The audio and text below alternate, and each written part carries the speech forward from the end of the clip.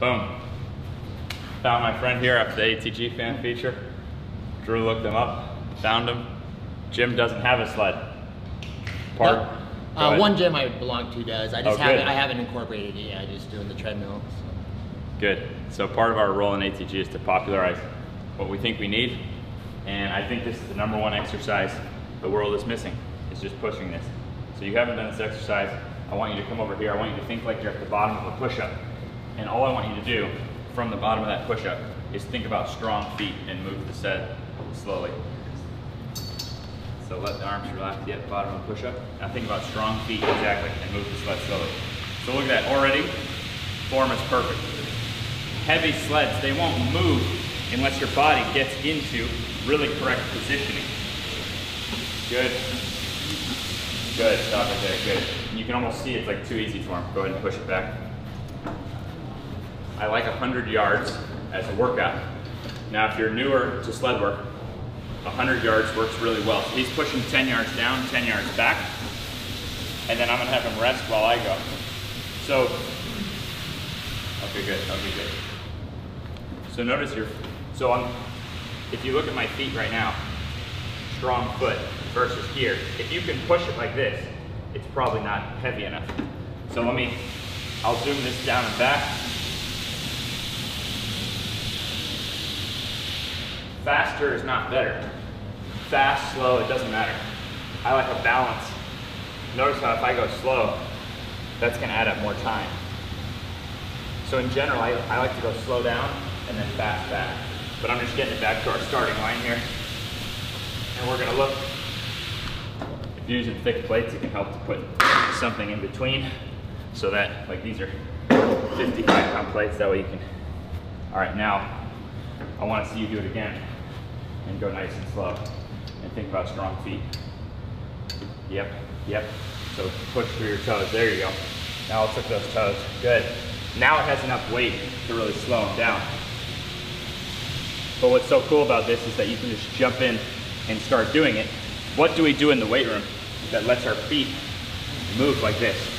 There's not a lot. Good, stop there. That's it, yep. And you don't want to push it too far down, because now you gotta get in there. Good. Get that chest in there, good. Try to go a little faster on the back. So faster is gonna be awesome cardio, awesome strength. Yeah, even faster. Nice, good. So the fast is probably the #1 cardio workout in my opinion. But the slow is probably the #1 exercise for your feet. Ground up, right? Yep. See how much my feet and your feet were doing this as well. The feet are having to bend to push it.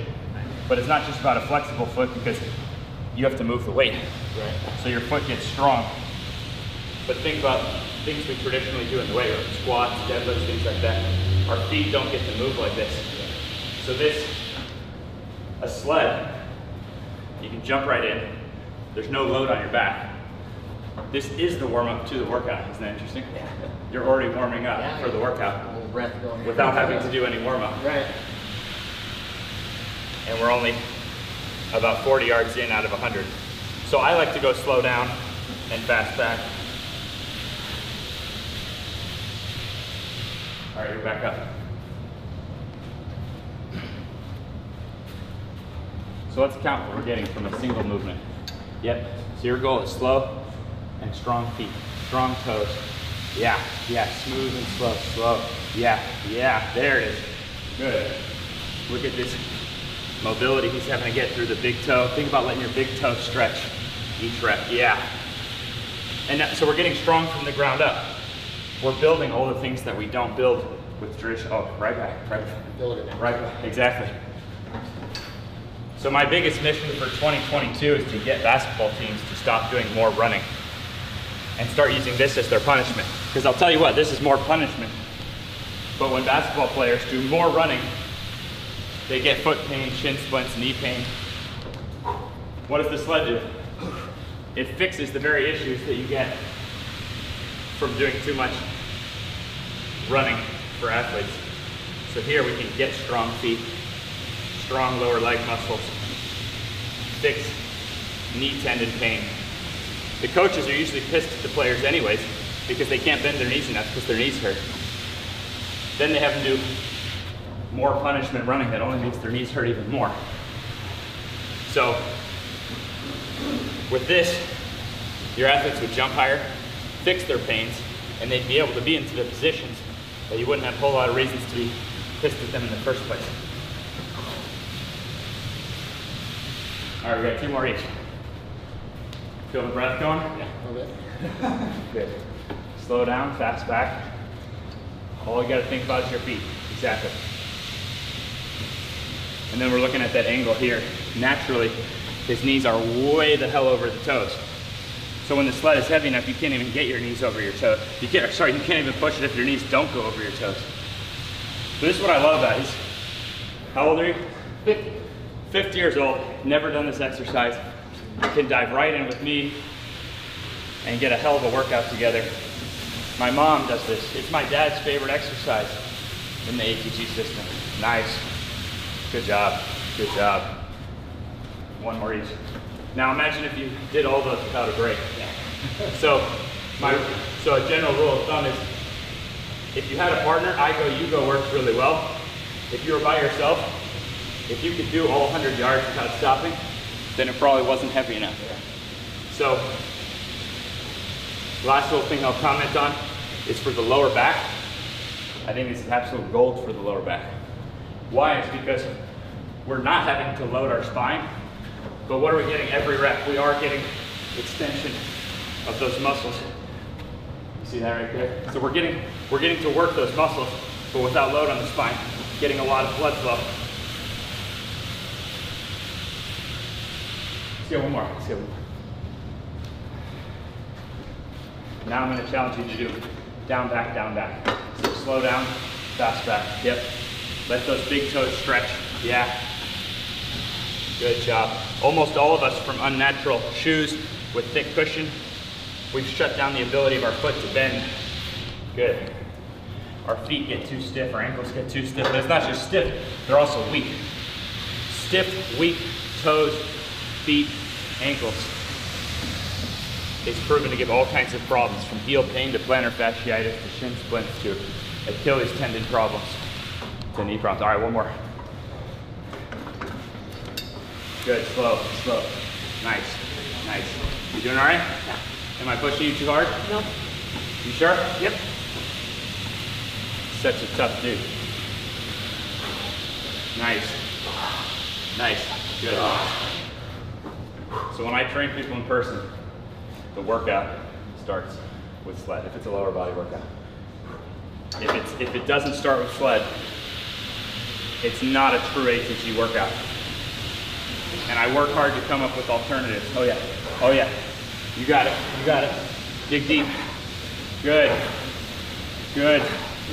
Cardio to bulletproof the body and get stronger, get shredded, check your growth hormone up. How was that? It's hard. What'd you think after doing the sled for the first time? You really feel it in my toe. Wow. Yeah. That's good. So that's good. I don't know, I haven't known how to work that. Yeah. It's hard in the way, you know what I mean? And we can sit around doing different, like, you know, you can sit around trying to mobilize areas, but crap, that mobilizes it and gets it stronger, and gets your cardio, and gets, I mean, I even think it's a pretty good core workout. The leg workout is unbelievable. Actually makes my knee feel better. For the guy, exactly, exactly. You're actually directly strengthening not only the muscles around the patellar tendon, but getting blood flow to the patellar and quad tendons to heal. So it's like there's so many benefits from one thing. We didn't even have to warm up to get into it. Now your body's warm as hell for whatever else we're gonna get into. So even for getting more flexible, it helps like crazy because of the blood flow before getting into it. So after those sets, the knee feels 54. immediately better, looser, just that's moves. awesome. Yeah. No warm up needed. No. No stretching needed. But now you can see, imagine if you did that either forwards or backwards before every leg day. Yeah. So only 2 to 3 times a week, but consistently over time. Yeah. See how it helped the joint so much. Right away. And look, like we're already sweating. Yeah. You see what I mean? So we're warmed up for this session. There's so much amazing stuff about it. Even for. Okay, so notice how the knee felt better just from doing that.